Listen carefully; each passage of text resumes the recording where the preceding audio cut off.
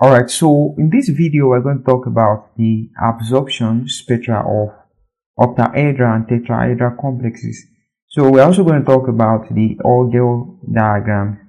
So basically, according to the positive O concept, the complexes with Dn and D10 minus n are the same. They basically have the same term symbol. So looking at this, we have, if D is 1, then we have this to be D10 minus 1. We give D9, right? So basically, D9 are the same, right? So D2 and D8 are the same. D3 and D7 are the same. So also we have D4 and D6 to be the same. We have 1, 2, 3, 4. So we have 9, 8, 7, 6. So all of these, they are the same, right? So we have this. So basically, the configuration, we have D1 to D9, D2 to D8, D3 to D7, and this. So this D1 and D9, they have the same term symbol, right? Because according to the positive O concept, they are the same, like Dn equals to D10 minus n. So this one, they have the same term symbol, D1 and D9. So also D4 and D6, they have the same term symbol. So they have the same grand term also with this, just the multiplicity that is different. So D2 and D8 also, they have the same term symbol. D3 and D7, same term symbol, and they have the same grand term as this as well. So since D1, D9, D4 and D6, since they have the same ground term to be D, right? So their electronic absorption spectra are represented with the same Orgel diagram. So now let's look at their Orgel diagram.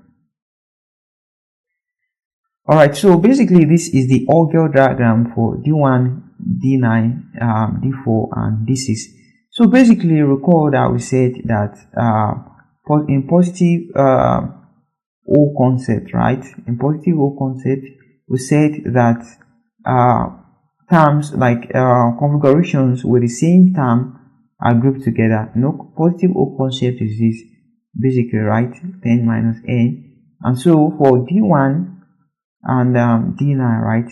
They have the same they have the same term symbol of 2D, right? And for this also, D4 and D6, they have the same term symbol of this, right? But it's important to note that aside the fact that positive O concept gives information about the term symbol, it also gives information about the splitting pattern, right? So we have the splitting pattern here. So basically, positive O concept states that they have inverted Dn and D10 minus n have inverted splitting pattern. So you need to take note of these two information from the positive O mechanism or positive O concept, right? So Dn equals to 10 minus n, right? That's the first concept. They have the same term symbol. So the second is that they have inverted splitting pattern. You need to put it there. So basically the splitting pattern of this is inverse of this, right? So now we can simply say that this is D1, this is D9, right? And this is D4 and this is D6. So the splitting pattern of this matches with this. The splitting pattern of this matches with this. So we can therefore group D1 and D6 together, and then D4 and then D9 together in terms of splitting patterns, right? So basically the splitting pattern is this: D1 and D6 octahedral. In D1 and D6, their octahedral moves from T to G to T2 to E, G, right? T to G for octahedral, right? So for their tetrahedral, it moves from D1 D6 tetrahedral. So their tetrahedral moves from this, that's basically E to T to T2G, right? T2, right? So octahedral complexes that are D1 and D6, they have transition from T to G to EG. So D1 and D6 tetrahedral complexes, they have this transition. So also we have D4 and D9 tetrahedral.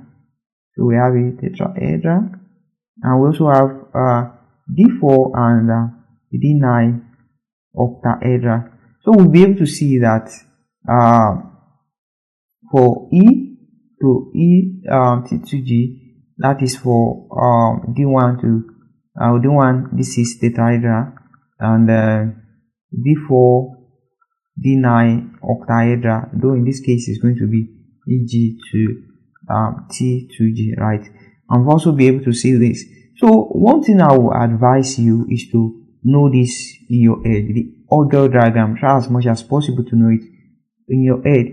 So what you need to know is this: we have this side to be T2 and E, and the other side to be E to T2, right? So also note that based on the splitting pattern, inversion of splitting pattern, D1 and D6 are grouped together. So the first is the octahedral A. So the second one we have D1, D6, they are tetrahedral, right? So for this part we have D4, D9, tet, and this part, so D4, D9 oct. So D4, D9 octahedral have this transition E to T2G, and so on like that. So let's continue.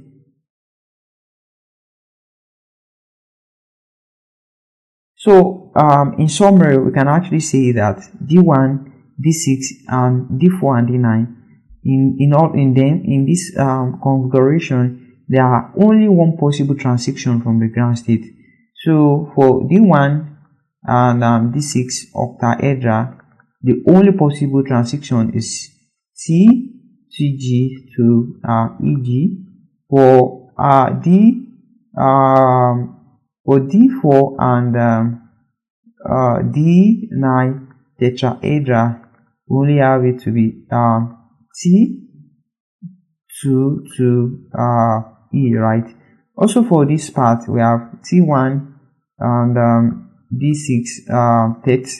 We have the only transition is E to T2, right?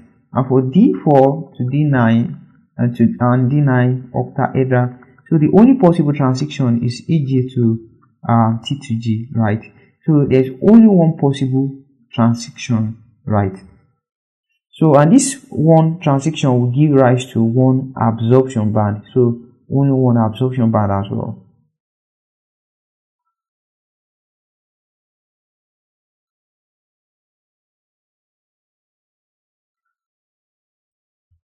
So now let's look at this question with an Orgel diagram.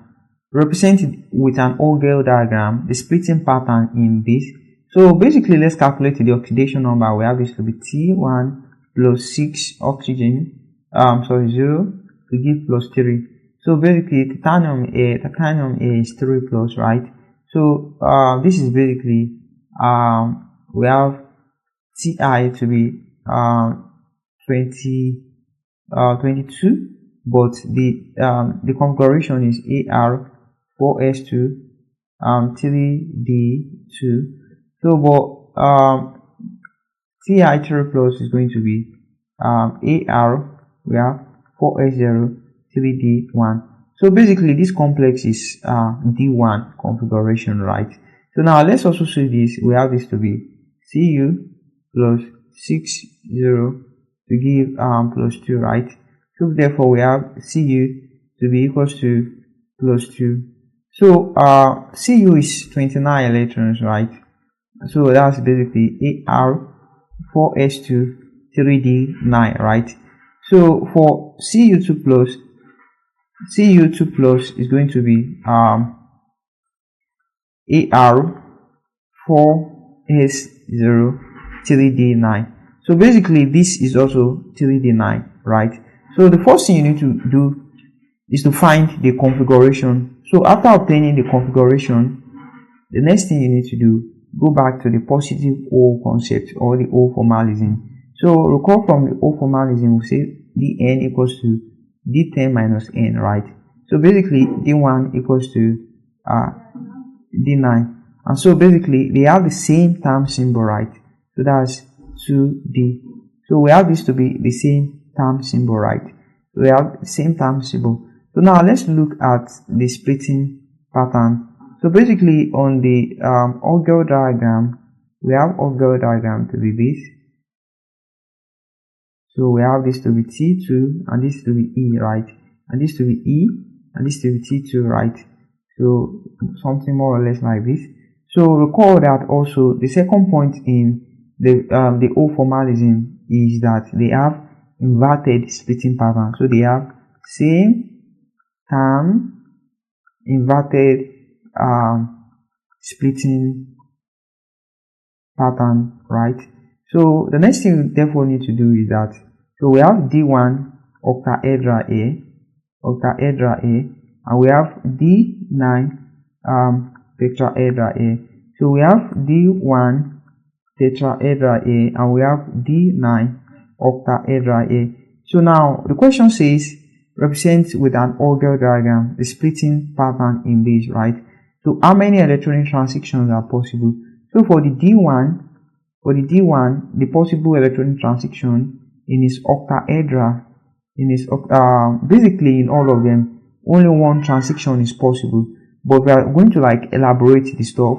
So we are going to elaborate we are going to like explain further. We may want to explain the transition in each of them. So D1 octahedral is basically T2 to E. So D9 also, D9 tetrahedral is basically T2 to E. So that's just one transition possible. So this is the only transition possible from here to this energy level. So we can also have D1 tet. So that's basically E to, so this one is EG. So this one is E to T2 and D9 octahedral. So this is the EG to T2G, right? So these are the possible transitions.